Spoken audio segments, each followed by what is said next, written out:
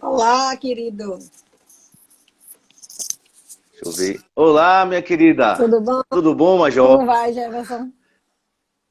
Eu quero primeiramente agradecer a senhora por nos dar o prazer de bater esse papo aqui com a galera de Ilhéus e região, porque já tem gente de tudo quanto é lugar da Bahia assistindo a gente, viu? Legal.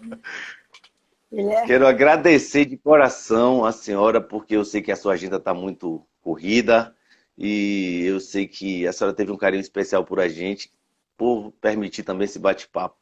A senhora é referência para muita gente, então hoje é um dia da gente conhecer algumas coisas da senhora que muita gente não sabe. Muito obrigado. Obrigada a você, obrigada a você. Eu que agradeço, né, você ter lembrado da gente aqui, para a gente conversar um pouquinho aí. Eu adoro essa região aí, viu? O Litoral Sul é um dos meus territórios favoritos. E eu acho que uns 2 anos atrás a senhora veio aqui em Ilhéus, num evento, eu acho que da Secretaria de Combate à Violência também, alguma coisa parecida, não Menina, lembro eu vou muito bem. demais aí nesse trecho. Eu só não tô indo porque tá na pandemia. Eu já fui tanta, aliás, eu fui na universidade 3 vezes já. Já fui de, Na já, UESC, isso já mesmo. fui para passear com o marido, com o filho, com a família. Passei o Que Réveillon beleza. aí, tá vendo Que você? massa. Pronto, sou quase a menina de Que Ilhéus. bom. Mas Então, eu sou cidadã de Jacobina, tô precisando de um vereador aí para poder indicar meu nome para ser cidadã de Ilhéus, viu? Vamos resolver isso esse aí não, negócio não se aí. preocupe, não, que a gente resolve. A gente resolve. Ó, eu quero iniciar assim, a trajetória do bate-papo da gente lendo um texto que eu achei muito massa, que é uma pessoa escreveu no G1. Hum. Ó, o dia a dia do trabalho da Major, no dia a dia do trabalho, a Major percebeu muitos policiais, mulheres e esposas de policiais que eram vítimas da violência doméstica. Então ela decidiu criar um núcleo na PM para dar assistências a ela. Depois, Denise conseguiu estender a proteção para fora da corporação. Depois a gente vai comentar sobre isso. Isso é uma percepção de quem se preocupa com o ser humano, que não fica só preocupado com si. Isso é uma coisa também de alguém que está antenado em sua volta. Isso é de raiz? É de família? Eu tenho certeza que sim, eu acho que está no DNA, né? Meus pais sempre foram pessoas que se preocupavam com todo mundo, né? Eu não lembro, companheiro, a época que lá em minha casa ficamos só nós, os filhos, meu pai e minha mãe. Sempre tinha mais pessoas que eles acolhiam, que eles cuidavam. Meus pais também sempre nos ensinaram, né? A gente era de uma família, de um bairro de periferia da cidade, e ele dizia que a única herança que ele podia dar para a gente era os estudos, que a gente tinha que estudar, sabe, para ir à frente, para evoluir, respeitando as pessoas. Então, acredito que esse pensamento, né, nas pessoas, como se nos espelhássemos. Eu acho que esse é o grande lance, sabe, Jefferson? Quando você olha Sim, para o seu irmão, sua irmã, a pessoa que está no ponto de ônibus, sabe, que está andando na rua contigo, e vê ali um espelho, você não vai fazer maldade contra você, né? Você não vai querer sim. te ferir, te machucar. Então, eu caminho assim. Quando eu entro na polícia, eu poderia ser só uma policial. Mas eu não quis ser uma policial, eu Sim. queria ser uma policial que ajudasse outras, que ajudava outras pessoas, que ajudava outras policiais. Assim foi.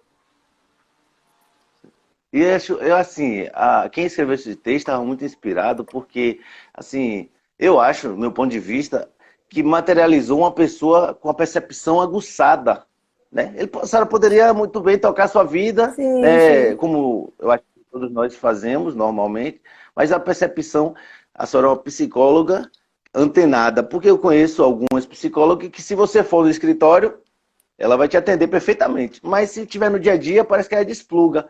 E a senhora não, a senhora conseguiu estar atenta no seu cotidiano.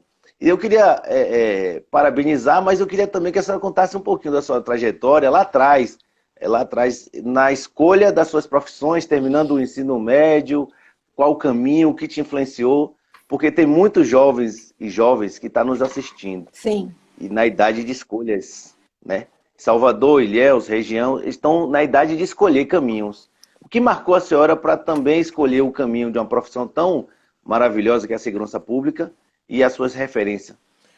Eu sou a terceira de uma família de 5 filhos, nasci na periferia de Salvador. Eu sempre falo que eu sou filha da mulher mais inteligente que eu conheço, embora só foi tirar o ensino fundamental 2 depois de grávida da quarta filha. E do homem mais inteligente também que eu conheço, que só estudou até a quarta série. E eles, todo o tempo, sempre sinalizaram para a gente que a gente precisava estudar para mudar a nossa vida, para transformar a nossa vida, né? E assim a gente fez. O que aconteceu é que eu fui estudante de uma escola pública, né, até a oitava série, hoje nono ano. Em seguida, sou aluna bolsista em uma escola de ensino médio. Naquela época a gente tinha mais segundo grau. E quando eu concluí o segundo grau, abri o concurso para a polícia. Meu pai, preocupado muito mais com a estabilidade do que necessariamente com a carreira policial militar, fala para mim: minha filha, abri o concurso aí para a polícia, por que você não faz? É a estabilidade, é concurso público. Foi assim que eu entro na Polícia Militar do Estado da Bahia aos 18 anos. Eu queria que você pensasse assim no tempo histórico. Eu estou falando no final da década de 80, né? Foi 89 que eu fiz o concurso. A gente não tinha essa percepção de polícia como tem hoje. A gente sequer via, né? Deixa eu mandar um beijo aí para Manoilson, que é um major maravilhoso, vocês têm aí na sua região, que eu sou apaixonada. Então a gente não tinha essa percepção de que temos hoje de polícia, essa necessidade. Eu não lembrava da polícia no meu cotidiano, mas quando eu entro na polícia, eu me apaixono. Me apaixono por essa possibilidade que você falou, de transformação que a polícia pode fazer na vida das pessoas. Eu sou da primeira turma de mulheres, Jefferson. Primeira turma de mulheres. Eu sou pioneira na corporação. Quando a gente entra, durante A senhora tem noção desse peso? A senhora tem noção dessa importância para uma geração? Eu não sinto o peso, mas eu sinto... eu tenho muito orgulho. Eu falo que eu tenho sempre duas honras. Eu tinha duas grandes honras. Uma de ser a primeira turma de mulheres da Polícia Militar do Estado da Bahia, né, pioneira, e a outra de ser mãe de João Paulo, um jovem garoto de 19 anos, Maravilha, que é dono do meu salário. Mas agora eu tenho três, porque eu sou também a primeira mulher pré-candidata do Partido dos Trabalhadores à Prefeitura de Salvador. Isso também me dá uma estabilidade, me dá um lugar, sabe, de saber que os meus passos serão importantes para que outras pessoas também sigam, né?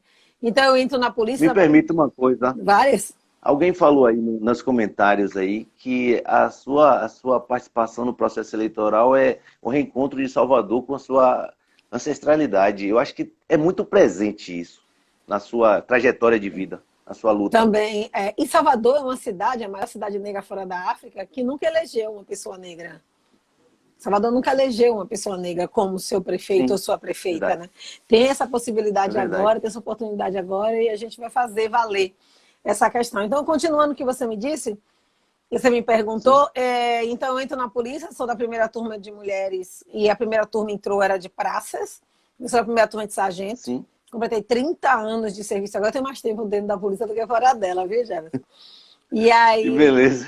E aí também sou da primeira turma de oficiais, né? Eu entro na turma de sargento em 90, em 92 eu entro na academia, o nome da minha turma é Turma Irmã Dulce, trouxe o nome de Santa para a turma.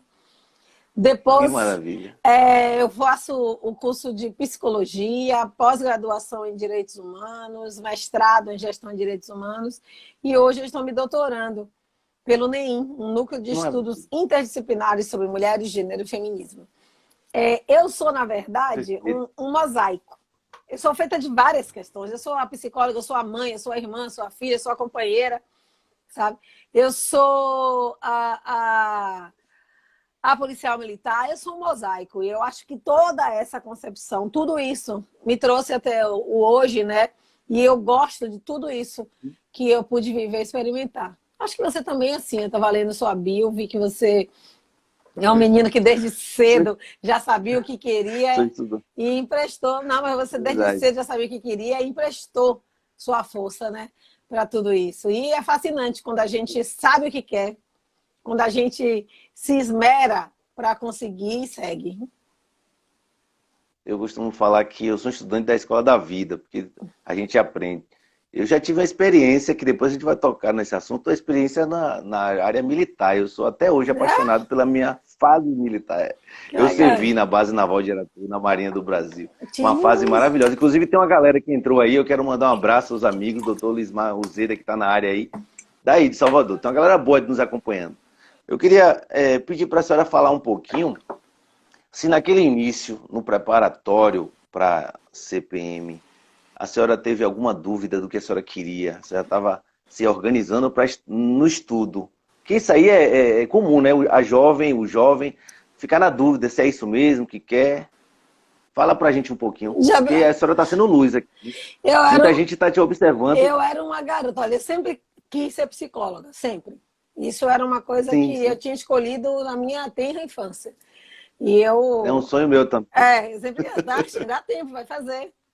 Eu sempre quis ser psicóloga. A polícia, como eu te disse, ela não me veio como uma vocação, me veio como uma Sim, oportunidade. E eu gosto de ter oportunidades e de aproveitá-las. Eu também gosto de desafio. A partir do momento que eu fui sim. desafiada, de alguma sorte, por meu pai para fazer o concurso, eu eu estudei muito, me empenhei muito, porque eu queria passar, né? Eu queria dar esse orgulho ao meu pai. Meu pai nunca tinha me pedido grandes questões relacionadas ao estudo, ele sempre nos deixou muito à vontade para que seguíssemos nossas vidas, é um respeito enorme, a família tem um pelo outro. E aí Sim. a polícia me veio assim. O que me fascinou foi depois que eu passei. Eu sempre gostei de disciplina, eu sempre gostei de ordem, eu sempre gostei disso aí que deve ter te fascinado também lá na base, Ah, na Marinha. com Eu gosto de certeza. disciplina, eu gosto de ordem, eu gosto de organização, sabe? Eu gosto da perspectiva de hierarquia, porque hierarquia me leva a pensar no respeito. Então, quando tudo isso, né, Sim, eu percebi na polícia, né, somada a possibilidade que eu entendo que é a nossa missão de cuidar das pessoas, a polícia se revelou para mim como uma profissão. Antes não era uma profissão, sim. hoje em dia não. Hoje em dia tem muitos, muitos adolescentes jovens que desejam muito ingressar na polícia militar. E eu sempre falo, venham, é uma profissão belíssima.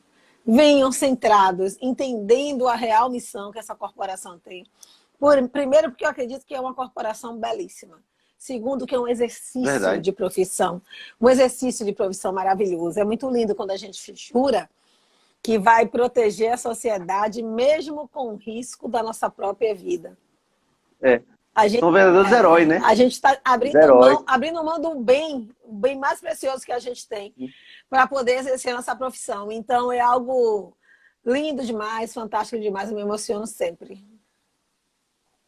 Ó, eu tive uma experiência de bater um papo com um jovem ainda se preparando para entrar no processo e ele não estava na dúvida, querendo sair. Aí eu falei, bicho, você não tem ideia da importância do seu papel. Você está se formando para você ser referência na sociedade. Não sei se é isso que eu quero. Eu falei assim, bicho, não se preocupe com o que você quer. Se forme, que as coisas vão acontecer. Eu não sei se com a senhora passou por essas experiências, esses conflitos. Ó, Porque eu acho que no processo de formação, às vezes tem uns grilos, né? meu filho, né? Eu vou te dar a experiência materna. Meu filho começou a ficar nervoso com o Enem, muito ansioso, não dormia. Eu acho que você está fazendo um caminho diferente, filho. O seu caminho agora é fazer o que te dá prazer. O que você quer. Se você Sim, for fazer filosofia, se for fazer artes plásticas, engenharia, matemática, física, medicina, direito, não importa. Porque um médico frustrado vai ser infeliz, infeliz. Um filósofo realizado vai ser uma pessoa extremamente feliz de bem com a vida. Então não é o que as profissões podem render, é o que você vai dar de sim. você para esta profissão. E isto que é fundamental, e isto que é fantástico.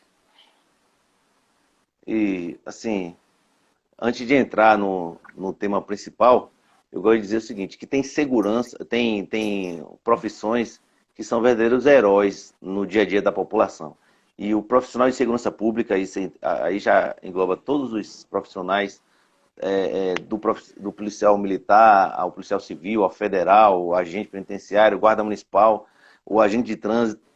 E, para mim, hoje, mais do que nunca, também os profissionais da saúde. Então, a Sim. gente tem hoje a proteção da sociedade com verdadeiros heróis. E são os primeiros a tombar no processo de luta, né, pela vida. Isso, nós estamos vivendo isso agora, né? A Covid-19 nos levou a ver também profissões que nos eram invisíveis, de alguma sorte. Os trabalhadores de limpeza urbana estão aí diariamente nas ruas, sem pestanejar.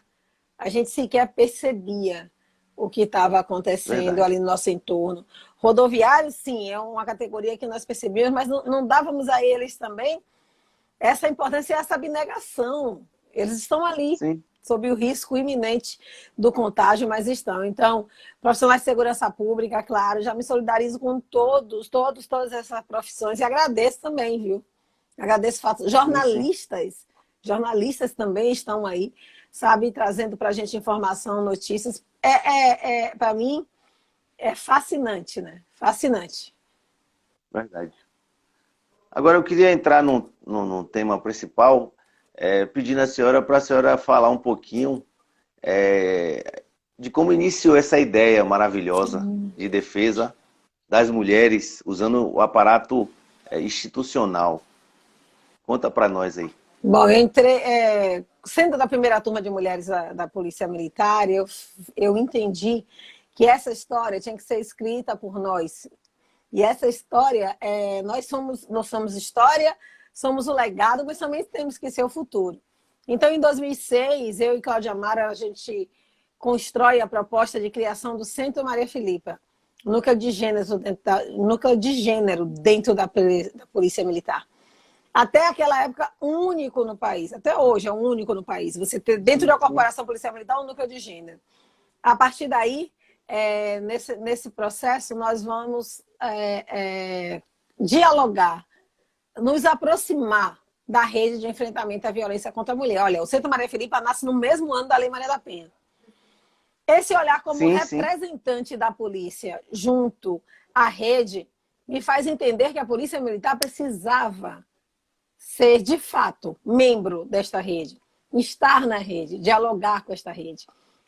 Então, eu começo a estudar muito, a me preparar muito, e um amigo meu fala assim: ô Denise, tu já ouviu falar na Patrulha Maria da Penha? Aí, Patrulha Maria da Penha é lá do Rio Grande do Sul, dê uma olhada, que é a sua cara. E eu fui, sabe, Jefferson, para o Rio Grande do Sul, aprendi como é que funcionava a Patrulha Maria da Penha lá. Trouxe a proposta para Salvador, botei uma pimentinha, um azeite de dendê, sabe?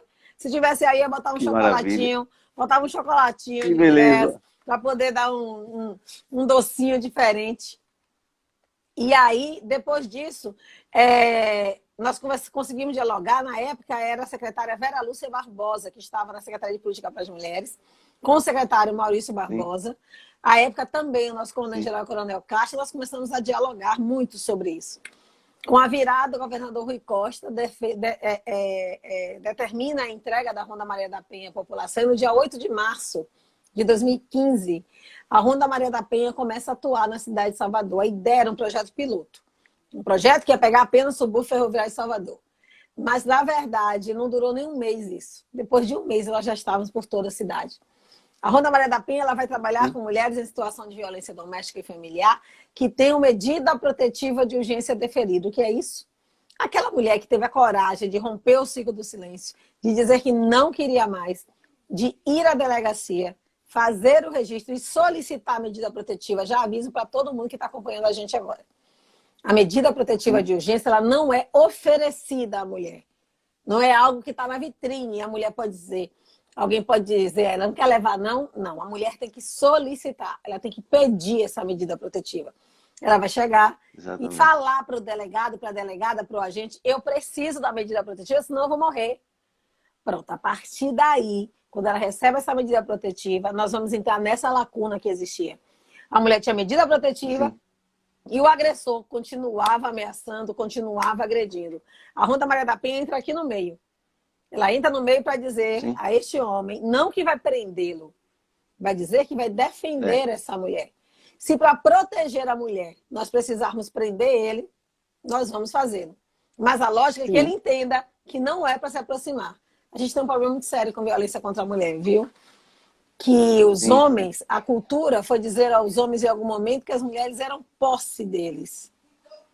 Que esta mulher era... Infelizmente, que essa mulher eles tinham direito sobre ela. E isso é um ponto muito complexo para a gente conseguir romper essa violência.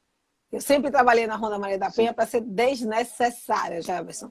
Sabe o que eu queria? Sim, Daqui a mais 4 anos, quando a gente se encontrar de novo numa pré-campanha, aí a gente vai estar conversando e sim. você vai falar assim, você lembra, Denise, que quando tinha uma Ronda Maria da Penha aqui, eu falei, é mesmo, né, Jefferson? Você sabia que era necessário isso? Agora não precisa mais, não. Agora não tem mais Isso necessidade, é um não. sonho, né? É, Perfeito, mas é perfeito. por isso que é para isso que eu trabalhei. Eu trabalhei com ações de combate, né, com a viatura padronizada, rondando a rua, indo no trabalho dela, na casa dela, mas também com ações de prevenção. E estive aí, Ilhéus, realizando muitas dessas ações, né? Falando com homens, com mulheres, com crianças. Eu tive levando um projeto nosso maravilhoso no assentamento Frei Ventuí. Eu levei o Sim, sim. Ciranda Rural com a Ronda Maria da Penha, conheci Mera, aquela pessoa fantástica, apaixonante, Dona Mera, um beijo grande, saudade. Nós tivemos lá, foi a primeira edição, a gente lançou no teatro belíssimo de vocês, né? Eu lembro, estava presente. Lançamos aí, em seguida começamos a atividade. Uma atividade apaixonante, né? Conversando com homens, com mulheres e com crianças separadas. Né? Para por quê? Porque este é um tipo de crime que nós só vamos conseguir debelar na nossa sociedade, acabar, quando nós conseguimos mudar a cultura. E para mudar a cultura, é um processo de Aí é complicado. prevenção, de conversa, de diálogo, de Formação conscientização, educacional. formação educacional sobremaneira. É só chegar aí, a partir da Câmara de Vereadores de Ilhéus, e começar a defender a efetivação da Lei Maria da Penha na tua cidade. É um caminho Sim, maravilhoso. A Lei Maria da sim. Penha, ela não veio só para prender homem, não. Na verdade, ela não veio para prender homem, ela veio para punir É o o último agressor. recurso, né? É o último recurso. Todo mundo só fala que é o primeiro, mas ela não veio fazer isso. Então, essa Lei Maria da Penha, ela vai dizer que nas escolas tem que ter transversalização do tema. Essa Lei Maria da Penha vai dizer que o homem precisa de um centro de educação para poder melhorar as suas práticas e conscientização para modificar essa cultura. Vai dizer também que as forças policiais, o sistema de justiça tem que ter educação continuada, sabe? Vai Sim. dizer que a rede tem que estar atenta, capacitada, funcionando. Então, a partir da Câmara de Vereadores, se elabora-se leis, projetos, para que esta Lei Maria da Penha seja efetivamente utilizada, empreendida no município, isso aí já ajuda e muito. Eu tenho uma coisa que eu acredito muito, que é a formação do cidadão já na escola pré-primário. Um método de você introduzir as crianças no início alguns comportamentos, em especial o respeito à vida, às mulheres, às leis, né, à sociedade no modo geral. Então, eu acho que toda a cidade deveria ter, já no ensino fundamental, alguma coisa direcionada à criança aprender cidadania. E aí, no cidadania, você aprenderia... Por exemplo, eu trabalhei no trânsito, trabalhei no Detran, na minha cidade, e a gente tinha um trabalho maravilhoso com a educação, a blitz educativa. O cara parava, ele estava todo errado, ele achava que a gente ia multar ele. Mas não, a gente ia conversar com ele, dialogar, explicar. E aí o cara já estava cheio de problemas. Quando eu chegava para ele, para conversar com ele, explicar o que ele já sabia, e dizia para ele, ó, agora você pode ir na paz, agora não verifique. O cara saía agradecendo e a gente encontrava às vezes o cara de novo, ó, eu já resolvi aquele problema. Então, a educação, ela tem um caminho sem volta para formar cidadãos É e isso. desde já, na infância, eu acho fundamental. Eu estava lendo uns dados sobre a lei em si, Maria da Penha, que contribuiu também com a formação da Ronda. E um dos dados que eu achei importante, vou ler aqui, 10% depois do processo da Maria da Penha, ela criou todo um organismo, uma chamada organicidade, em vários estados e municípios. Então, é fundamental. A lei foi fundamental para a organização de vários outros órgãos estruturantes que levaram também, aqui na Bahia, no caso, a organização da Maria da Penha Ronda. Para a senhora, a importância também de se organizar o aparato, não só do Estado, mas como a senhora já falou, da importância de parcerias, pode ser somado às forças estruturantes. Eu não te ouvi direito. Você Ó, perguntou. antes de eu ler, eu vou dar um abraço ao nosso querido Everaldo, que está na área aí, ó. Boa noite, Jebs e Major Denise, próximo prefeito de Salvador, e todas as pessoas que acompanham essa live maravilhosa. Um abraço. Eu estava querendo dizer o seguinte: através da lei da Maria da Penha, aumentou-se 10% de estrutura. Aí várias Sim. estruturas foram se criando para defender a violência, no caso, as mulheres da violência. E a Ronda na Bahia foi assim, fundamental para também contribuir com esse processo. A senhora acredita que a criação de vários tipos de órgãos, Hum. governamental ou não, pode ajudar no combate à violência? Um dos pontos fundamentais para ajudar uma mulher em situação de violência é a rede. Essa rede, a Sim, gente tem duas redes. A rede de atendimento, que é essa, formada pelo poder público. CRAS, CREAS, sim, postos de saúde, Tribunal de Justiça, Ministério Público, Defensoria Pública, Polícia Militar, Polícia Civil, DPT. Essa é a rede que vai atender a mulher. sim. Mas tem uma rede que é maior, que é a rede de enfrentamento, que além dessa rede de atendimento com esses organismos, ele vai ter organização não governamentais, ele vai ter grupo de mulheres, vai ter a sociedade civil, tá? Então, tudo isso junto é o que fortalece a mulher. Para você ter uma ideia, essa mulher Sim. talvez, que esteja em situação de violência, precise de uma vizinha que não julgue ela e que a acolha, Sim, que a proteja quando ela estiver no ápice dessa violência. Ela vai precisar de uma amiga que ligue para ela todos os dias, ainda mais agora nesse período de isolamento social, que nós mulheres estamos dentro de casa aprisionadas com o nosso agressor. Então ela vai precisar muito mais desta pessoa que ligue todo dia, que faça uma visitinha, grite da janela, faça chamada de vida para ver se ela não está ferida. Esta mulher vai precisar desta pessoa. Então, nós vamos precisar muito mais desta rede do que qualquer outra ação punitiva, bélica. Porque nós, mulheres, quando estamos vivendo um relacionamento abusivo, por vezes a gente quer o abraço afetuoso, a escuta atenta, o cuidado, uma relação sem julgamento, sem querer me dizer faça isso, faça aquilo.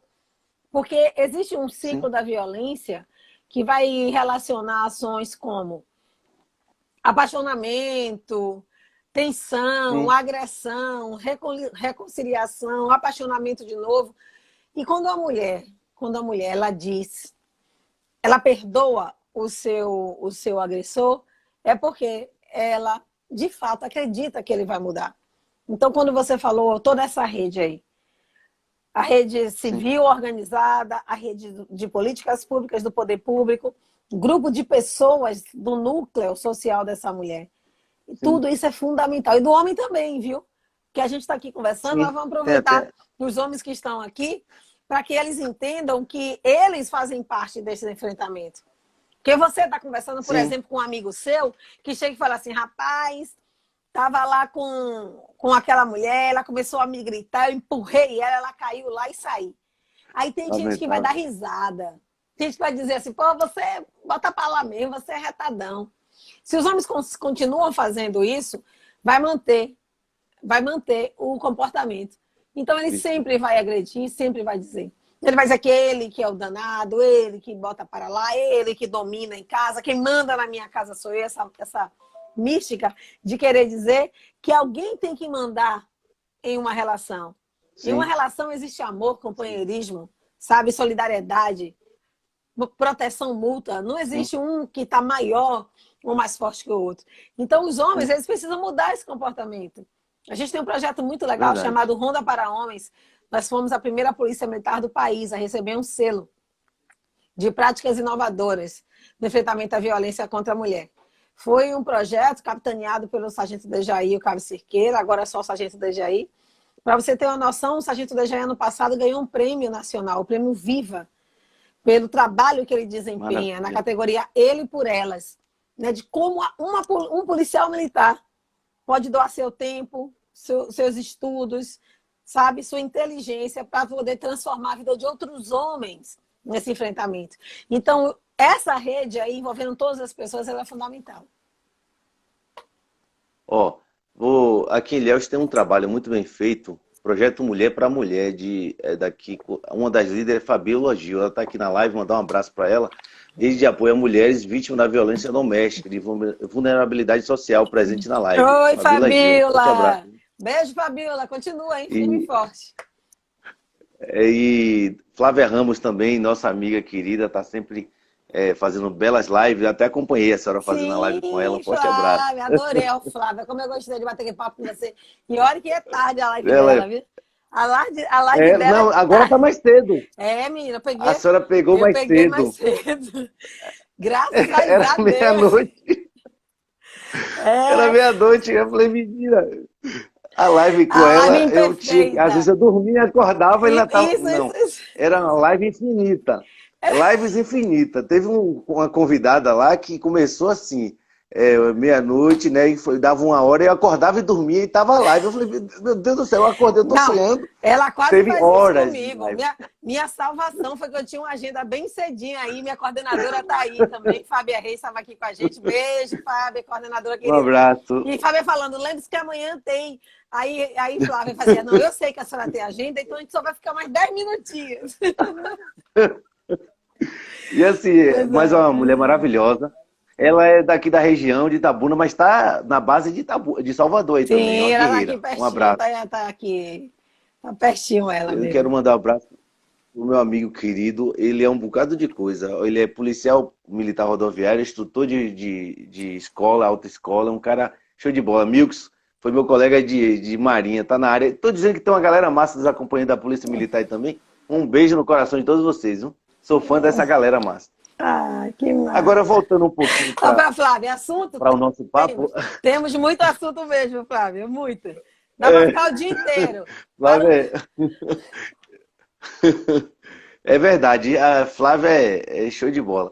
Ó, mandaram uma mensagem aqui, a pergunta: qual o impacto da sua vivência quanto a polícia lhe ajudou a se preparar?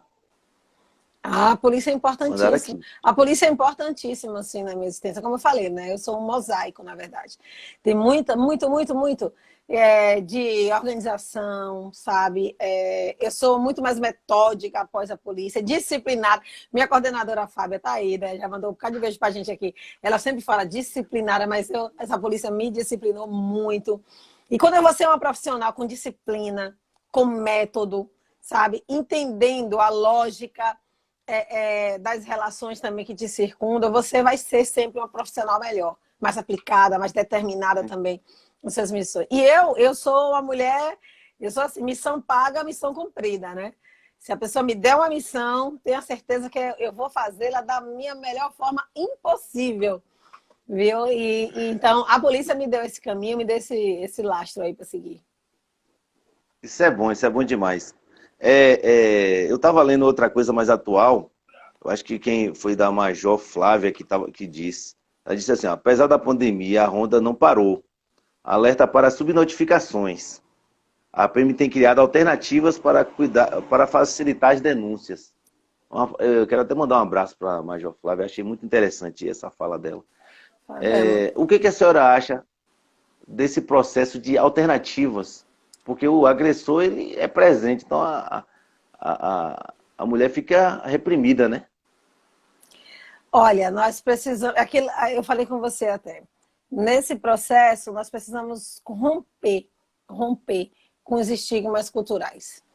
Nós temos uma frasezinha que é irritante, que quando eu ouço eu não gosto muito não, que diz assim: em briga de marido e mulher... Só que, com a Lei Maria da Penha, nós devemos ser acolhidos. Uma informação. Todo mundo. A Lei Maria da Penha, os crimes de violência doméstica e familiar contra a mulher são crimes de ação penal pública incondicionada. O que significa dizer isso? Que quem é a vítima não é aquela mulher que sofreu a violência. A vítima é o Estado. Significa dizer que todo mundo que presenciar, souber de uma violência, pode, e eu vou dizer deve, denunciar essa violência. Sim. Então não é só a mulher que deve denunciar. Não é só a mulher que deve denunciar, né? A mulher, por vezes também, por medo, por receio, acaba não conseguindo se dirigir. Então isso é uma coisa que a gente precisa saber. Outra coisa que a gente precisa saber poder ajudar a mulher, que é a violência doméstica, no artigo 7 da Lei Maria da Penha, o 7º artigo, ela vai dizer que são 5 tipos de violência. Nós só recriminamos a física, mas existe a moral, que são os crimes relacionados à calúnia, injúria, difamação. Aquele homem que fica no bar da esquina, dizendo que a mulher é ladrona, que roubou o dinheiro dele todo, que se não casasse com ele ia virar prostituta. Tudo. Se aquele homem está lá na rua, na frente de um monte de gente, caluniando, difamando ela, ele está cometendo um crime, sabe? E esse crime está relacionado à violência moral, artigo 7º, Lei Maria da Penha.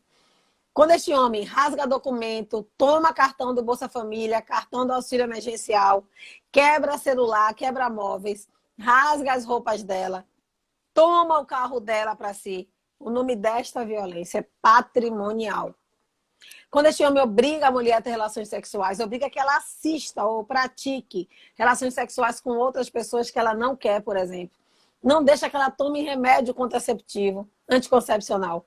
Esta é a violência sexual. Física, moral, patrimonial, sexual e esta, a quinta, que é a pior de todas, que é a psicológica. Você já imaginou que uma mulher passar o dia inteiro ouvindo o homem falar? Cala essa boca, você não fala nada que preste. Não sei para que eu casei com você, minha mãe tinha razão. Com essa roupa você vai atrás de mim? E esse cabelo? Minha filha, quando você casou comigo, é até mais bonitinha, viu? Ou quando começa a chantagem. Se você me largar, eu me mato. Eu vou matar nosso filho. Se você me largar, eu vou entrar na justiça, eu vou tirar tudo que você tem. Ou aquele homem que algumas de nós acham que é tão bonitinho, que pega o carro, leva você no trabalho. Às vezes é o próprio carro da mulher. Leva ela no trabalho. Quando ela vai sair, vai buscar. Vai levar e vai sair. Nós mulheres falamos assim: poxa, seu marido é tão atencioso, seu namorado é tão atencioso, ele vem te pegar e levar todo dia. Experimente um dia, dizer para ele assim: precisa não, eu vou sozinha. Para ver o que vai acontecer. Na verdade, ele está te controlando. Controlando a hora que você vai, a hora que você volta, a roupa que você está vestida, com quem você está falando. Controle também é violência psicológica. Então, para que a gente consiga ajudar essa mulher na integralidade, a gente tem que entender essas coisas, sabe? E tirar essa coisa de que a gente não pode se meter, que é briga entre homem e mulher, que senão ela depois vai brigar com você. Não, deixa ela brigar. Mas se você não se intrometer, se você não meter a colher, você pode estar sendo cúmplice de um feminicídio. E aí, depois que você já perdeu sua irmã, sua prima, sua amiga, sua vizinha, sua colega de trabalho, aí depois a gente já perdeu essa vida, né? Verdade. Alguém falou Controle aí das redes que sociais. a romantização do ciúme também, às vezes, causa Sim, uma e tragédia, né? mas é tão lindo como ele sente ciúme de você, porque ciúme é É. amor, né? Ciúme é insegurança, Ah, ciúme às vezes é infidelidade, né? Porque incapacidade. eu começo a projetar na minha companheira o que eu estou fazendo. Então, se eu sou capaz, acho que ela Isso. também é. Então, ciúme é insegurança, é infidelidade. Ciúme a gente trata no psicólogo, lá no analista. Sim. Né? Não é na relação que você tem que colocar o ciúme. Todos nós, todos nós. Então, todos nós que estamos em relacionamento temos uma pontinha de insegurança. Isso é uma construção social. O que nos diferencia é a nossa inteligência. Como nós vamos lidar com esta Sim. insegurança, né? Porque a insegurança é sua, não está na sua companheira ou no seu companheiro. Isso a gente tem que trabalhar. Homens e mulheres, a gente precisa trabalhar. Agora, voltando um pouquinho à sua situação profissional dentro da corporação, como uma das primeiras, né? O primeiro grupo de mulheres, eu perguntei isso que eu lembrei de uma amiga que, quando ela entrou, ela dizia que ficava com medo de não ser bem aceita, né? Como é que foi a experiência de lidar com colegas que tradicionalmente a PM só era homens? E aí a senhora quebrou essa barreira. Como é que foi essa primeira experiência? Nós estamos construindo até hoje esse percurso. É uma instituição com 165 anos apenas com homens e apenas 30 com mulheres. Ainda é um espaço de tempo para a sociedade se acostumar e para nós, policiais militares, nos acostumarmos. Então, se você também imaginar que esta polícia que aí está, que estas instituições que aqui estão, são formadas por homens e mulheres advindas desta sociedade, que por si só são machistas, racistas, a gente vai acabar repercutindo isso na nossa atividade policial. Então, nós estamos aprendendo junto. Uma coisa que eu sempre reparo, que quando a gente vai olhar uma médica, cirurgiã, médica, chega no hospital, tá? Teu amigo, teu filho, tua esposa Sim. vai ser operado por uma médica. Você não fala assim, será que essa mulher sabe usar o bisturi? Eu estou aqui preocupada. Será que ela sabe? Não, você acredita. Mas quando a sociedade olha para uma mulher policial, fala, ela sabe usar essa arma, gente? E na hora de algemar, ela vai saber? A sociedade acha que o lugar de policial militar é um lugar de poder. E atrelou esse lugar de poder, de força, para o gênero masculino. Só que para mim e para a Constituição, as polícias militares têm como missão a preservação da ordem pública. Preservar, Jefferson, é proteger, prevenir, cuidar, educar. Qual é o gênero que está atrelado a estes adjetivos, a estas ações, a estes verbos? É o gênero feminino. Então, a polícia é muito mais feminina do que masculina. A polícia é esse lugar de cuidar, de proteger, de educar, de preservar.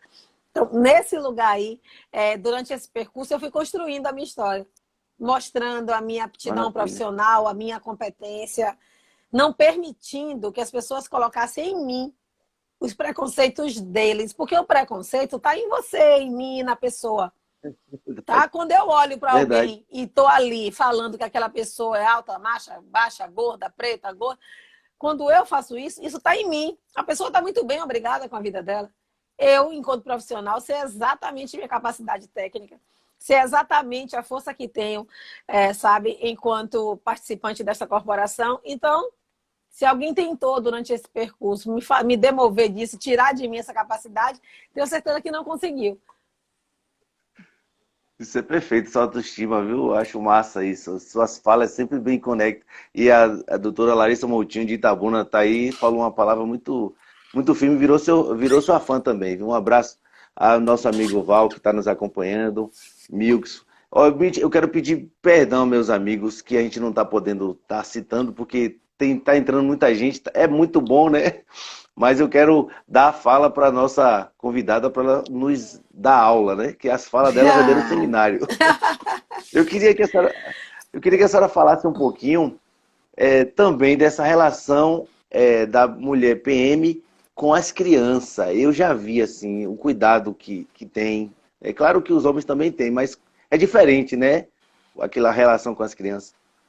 Olha, o feminino, essa construção social do feminino, deu à mulher algumas limitações, fato. Limitou o acesso ao espaço de poder, em algum momento da história limitou o acesso à educação, limitou o acesso à autonomia. O feminino foi muito complicado por essa construção do feminino que o machismo trouxe. Mas o feminino também nos trouxe essa relação com a maternidade. A maternidade deve sempre ser uma escolha da mulher. Isso é importante que a gente diga. A maternidade é uma escolha. Nenhuma mulher é obrigada a ter filho se ela não quiser.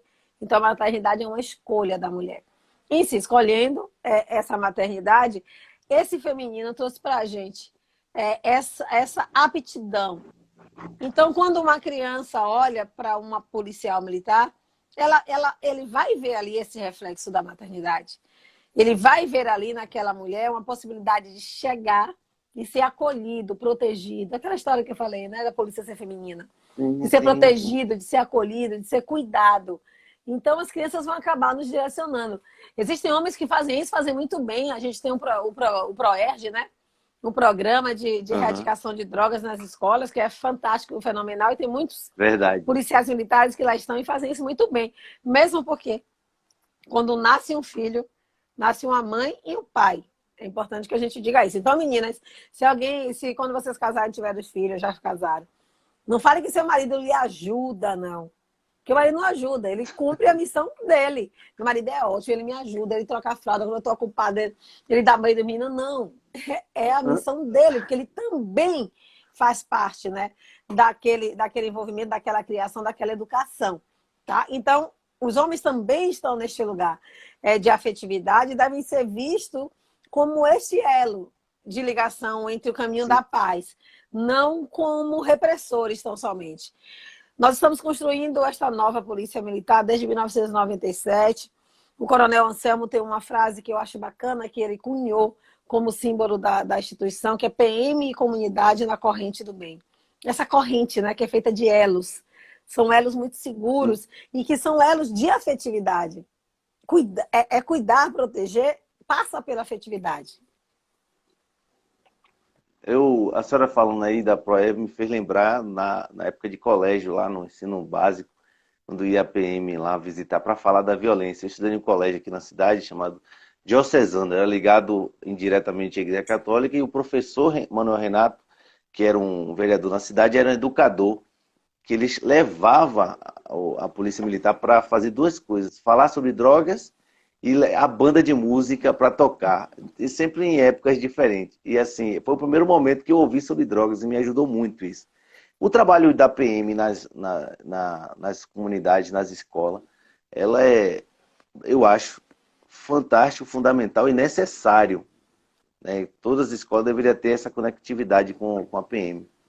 E a Ronda Maria da Penha não poderia, da Penha não poderia também fazer essa conectividade onde ela tem? Nós fizemos um projeto e estávamos desenvolvendo, pouco antes de começar o processo de pandemia e isolamento social, com crianças do ensino fundamental. Nós fizemos um joguinho com eles, né, chamado Pode ou Não Pode, para que nós ensinássemos sobre o enfrentamento da violência doméstica, mas também identificar abuso sexual infantil. E nas escolas que fizemos inicialmente, eu fiquei extremamente preocupada, foi em novembro do ano passado, e a gente estava retomando agora, extremamente preocupada com a questão. Quando a gente falava para eles o que pode e o que não pode, dentro que tem um filminho que fala sobre abuso sexual infantil, muitas dessas crianças tocavam em parte dos seus corpos relacionados com cunho sexual, dizendo que não podia. E nós não dizíamos para ele onde é que não podia. A gente só perguntava, pode ou não pode? E eles já sabiam que não pode, não pode. Aqui não pode, aqui não pode. Né? Meninos e meninas sinalizando parte do corpo, sinalizando que não podia. É um dado também que nós precisamos olhar de frente. Né? Sim. Falar de violência doméstica familiar contra a mulher é falar também nesse abuso dos filhos. Por quê? Existe uma pesquisa que relaciona que 80% dos filhos de lares abusivos, se homens tendem a ser violentadores, se mulheres tendem a aceitar a violência. Essa criança que está vendo a mãe ali bater, eu vou fazer uma analogia para você me entender melhor. Quando os pais que educam seus filhos a partir do castigo físico, então vamos lá. Se o meu filho faz algo errado, eu vou lá, bato nele. Não digo a ele, você apanhou porque fez alguma coisa errada.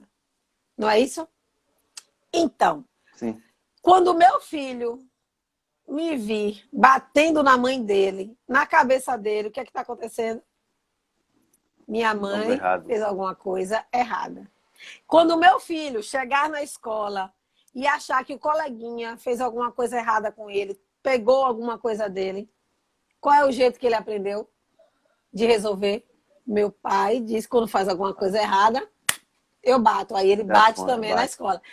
Nós não sequer imaginamos como a gente desencadeia um processo muito maior de adoecimento daquela criança quando praticamos, deixamos que essas violências sejam feitas ou sejam colocadas como possibilidade de educação, né?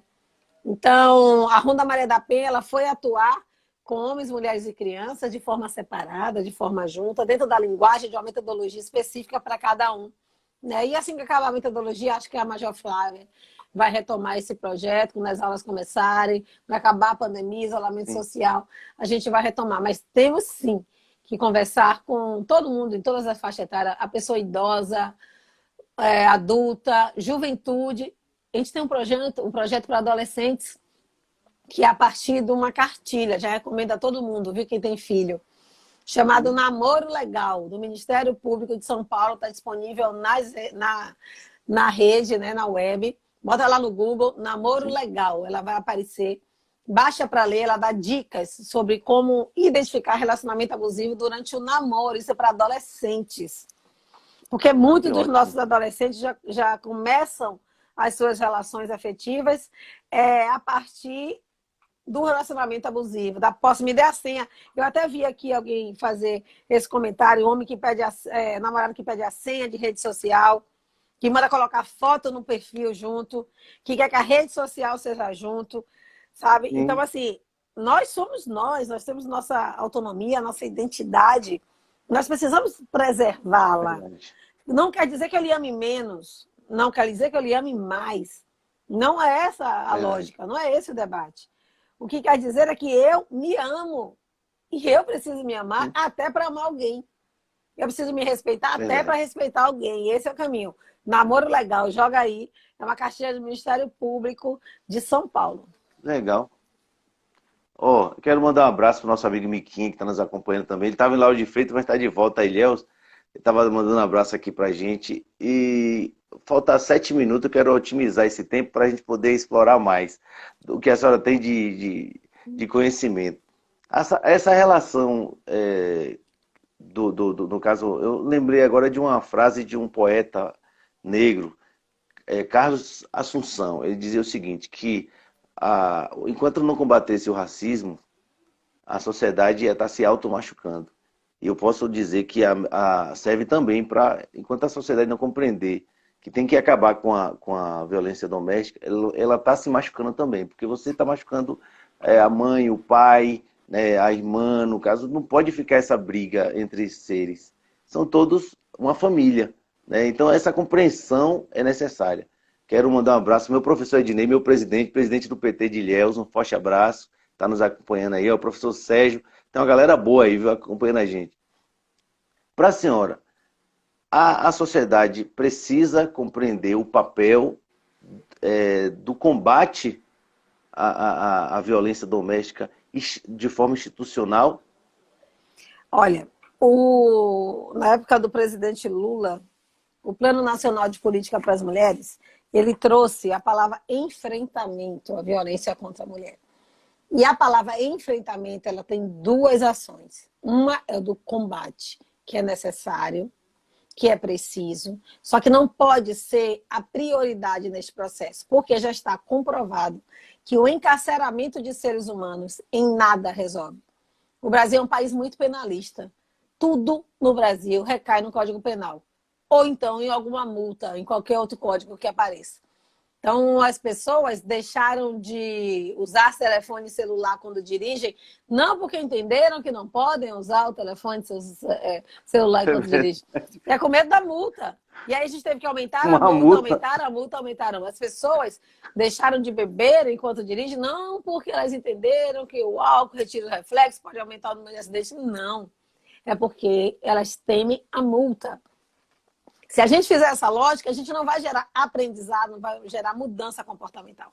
A gente vai gerar temor. Então, Sim. se eu estiver em um lugar que eu sei que não tem polícia, que não tem fiscalização, que o colega aí, que é instrutor de trânsito, está aqui com a gente, não está lá por perto, nem nenhum dos alunos deles, meu amor, para quê?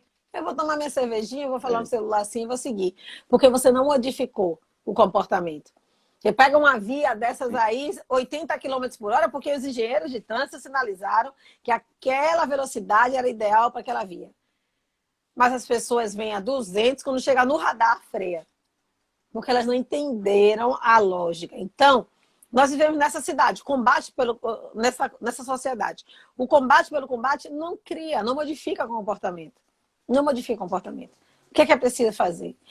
Trabalhar com a prevenção, que é a segunda ação da palavra enfrentamento. Então, todas as vezes que você ouvir enfrentamento à violência contra a mulher, você vai saber que está existindo duas ações concomitantes, paralelas, juntas. O combate Sim. e a prevenção. Trabalhar com a prevenção é dizer que o combate vai se tornar obsoleto, que ele não vai precisar mais existir. Vai chegar uma hora que a prevenção vai estar muito maior e o combate muito menor. E a gente não precisa mais potencializar tanta energia em prisões, sabe? E nesse caminho. Eu tô falando Olha, demais, eu tô entrou aí ali minha olhando o tempo. professora Enilda. Não, eu estou acompanhando também aqui. Olha, entrou aí professora Enilda, sou minha paixão, minha professora. Um beijo no coração, professora Enilda, grande liderança aqui na nossa cidade também. Eu queria aproveitar esses últimos 3 minutos para a senhora tá dando digamos assim, aulas para a gente, porque a sua fala é uma aula. Fale para a gente do que a senhora espera nesse processo de pós-pandemia. para Ilhéus, Salvador, Bahia? Eu tenho dois esperar, né? Melhor dizendo, duas esperanças. Uma que é a minha, que eu escolho, que eu elejo como principal, que as pessoas podem chamar de utópica, mas é que eu vou mantê-la, porque senão a gente não pensar em uma utopia, não pensar em mudar, a gente não tinha elegido pelo menos um operário como presidente desse país. Então, para mim, eu espero muito que a humanidade esteja melhor, que a humanidade esteja mais solidária, que a humanidade esteja compreensiva. Cada vez que eu vejo uma notícia de TV, as pessoas na rua se arriscando, eu sinto que minha utopia está um pouco mais longe. Mas, por outro lado, se eu pensar no pragmatismo, eu vou imaginar que toda essa estrutura que nós estamos criando, todas essas novas relações que nós estamos criando, nos levem para um novo normal. Né? E este novo normal que nós estamos aprendendo a nos movimentar, a conversar aqui, eu preferiria muito mais estar aí em Ilhéus contigo, viu? 1000 vezes estar em Ilhéus contigo, do que a gente estar nessa caixinha, mas que nos leve para esse novo normal, para caminhos igualmente novos, para que a gente veja novas caras e novos ambientes, novas formas de educar, novas formas de gerir a sociedade, novas formas e novas relações econômicas, que nós aproveitemos essa oportunidade de renascer, porque será um renascimento. Passar por este processo de pandemia será um renascimento. Eu não sei quando isso vai acabar. Eu não sei quando isso vai acabar. E aqui eu já me solidarizo com esses mais de 120 mil pessoas que nós perdemos no nosso país. E mais de 5 mil pessoas que se foram em nosso estado. É muito difícil, é muito duro, porque para todo lugar onde a gente olha, a gente vê alguém que perdeu alguém para essa pandemia. E nós já não dormimos bem, nós já estamos aflitos. Por isso que é tão importante ficar em casa, por isso que é tão importante não estar em paredões, não estar nesse envolvimento, porque quando nós nos expomos ao contágio desse vírus, pode não acontecer nada conosco, mas a gente pode estar levando o vírus para as pessoas que a gente mais ama. Então, eu quero que esse novo normal que surgirá, porque a gente já viu que o normal anterior não serviu, nos ensine também a ser pessoas novas. É essa a minha relação. Entendi. Muito obrigado. 30 segundos para terminar. Um beijo no coração. Um abraço para o nosso amigo Fábio Viveiros, aí, meu amigo e irmão, que está sempre aí ó, na luta. Beijo no coração a todos os amigos que nos acompanharam. Me perdoe, porque hoje a gente não tinha como parar.